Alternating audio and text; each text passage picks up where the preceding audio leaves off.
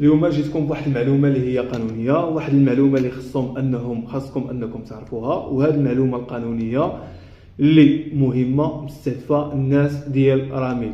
كما كتعرفوا ان مؤخرا اللي كانت مستافده من راميد 11 مليون مغربي، 11 مليون شخص مغربي انه مستافد من راميد، وكذلك عندنا 4 ديال المليون اسره مستافده من راميد. اشنو وقع مؤخرا؟ اللي وقع هو ان هاد 11 مليون مغربي اللي مستافد من راميد تحول مباشره للصندوق الوطني للضمان الاجتماعي باش انه غادي يستافد من التغطيه الاجتماعيه. الحاجه اللي ما عارفينهاش هاد الناس، وبالخصوص الناس اللي جاهم المود باس، شنو كيقولوا؟ تحبطوا بلي انهم راهم داك الناس اللي صافي كيما واحد المثال مغربي، واحد المثال راه معروف من الناس اللي كيقول قطعوا الواد ومشفوا رجليهم، كيقول لك صافي حنايا غادي نستافدوا، حنايا غادي نستافدوا من التغطيه الصحيه، غادي نستافدوا من التعويضات العائليه، نقدروا نستافدوا في الاطار الثالثه على من التقاعد، وانهم يستافدوا من المرض، انه الى مرض مشخص مثلا يردوا عليه 70% ويردوا عليه 90% ويقدروا يردوا عليه 100%. لا، هادشي راه ماشي كنقولش بلي راه ما كاينش، هادشي كاين، وهادشي كاملين عارفينه، وهادشي ان شاء الله غادي يتطبق. وهذا مخطط استراتيجي اللي شنو جلاله الملك محمد السادس. هي الحاجه اللي انكم خاص تعرفوها، واللي الحكومه المغربيه اللي ما وضحتها لكمش، واللي كنعتبرها بان هي حكومه فاشله في التواصل، دايره بعض الانجازات، ولكن حكومه بالنسبه للتواصل فانها من الناحيه ديال التواصل فاشله. علاش؟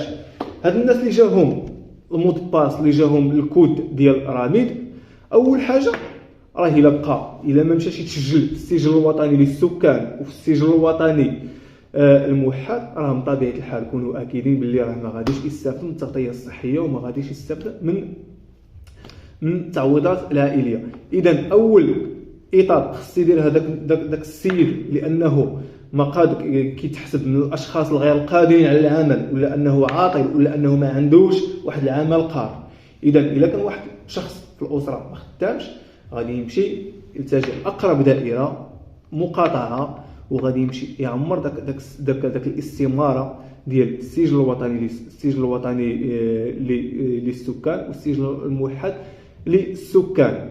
خصو يعمرهم بجوج، يمشي الا كان مزوج يمشي هو ويمشي مراتو، الا كان عنده وليدات يعمر حتى وليداتو، الا كان تا بوحدو مثلا عازب وما خدامش، غير قادر على العمل، عاطل السيد ما خدام ما حتى شي حاجه، حتى هو من حقه يستافد، من حقه انه يستافد، واخا ما تكونش عنده راميد ديجا. شتي الا ما كانش عنده راميد وما كانش دار راميد ديجا، غير غادي يمشي يعمر داك السجل الوطني الموحد والسجل الوطني للسكان، ويعمر الاستمارات ويتبع الاجراءات القانونيه والمسطره القانونيه.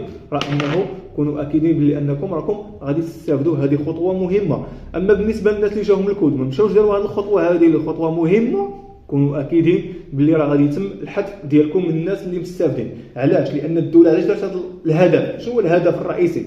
علاش دارت هذا الهدف ديال السجل الوطني للسكان والسجل السجل الوطني الموحد؟ باش ان الناس، راه ممكن ان واحد يكون غير قادر على العمل، ما كانش خدام، ما كانش مسال عليه الله سبحانه وتعالى، ما كانش كان بطالي، كان عاطل على العمل، ولكن تيسرات له الظروف مشى خدم.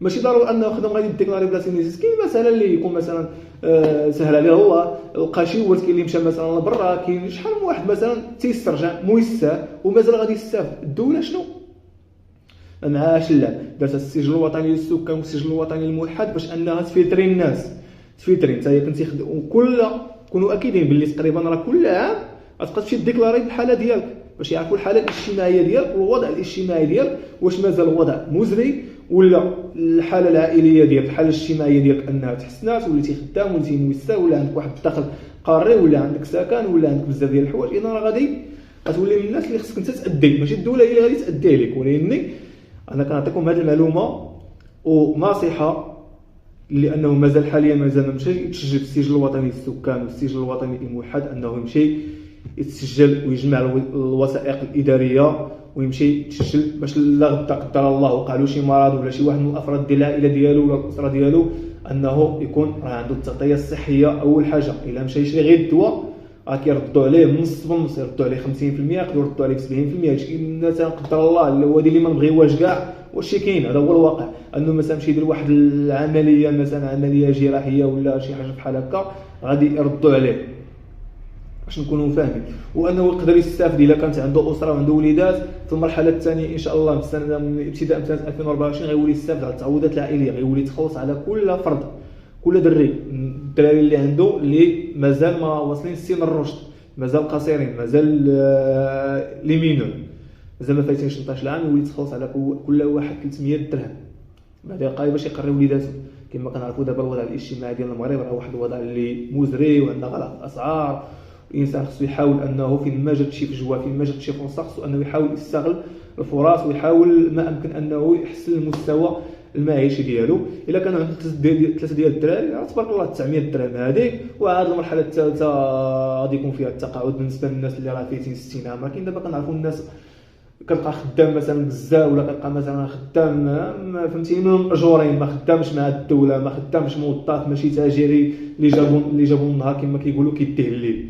اذا في هذه الحاله هذه كتلقى مسكين 60 عام كيبقى كيتلاوح، وهذه هي الحاجه اللي خايبه كاع بزاف. غيولي حتى هو يستافد من التقاعد، وغيولي واحد تقريبا غتحدد له واحد 1500 درهم ولا 2000 درهم وعلى حسب المستوى المعيشي المغربي. اذا كنتمنى انكم تكونوا استفدتوا من هذه المعلومه هذه القانونيه، وانكم تمشيو تسجلوا، وان شاء الله نتلاقاو ان شاء الله في واحد لا فيديو جديد، معلومه جديده ان شاء الله. يلا الله يعاونكم.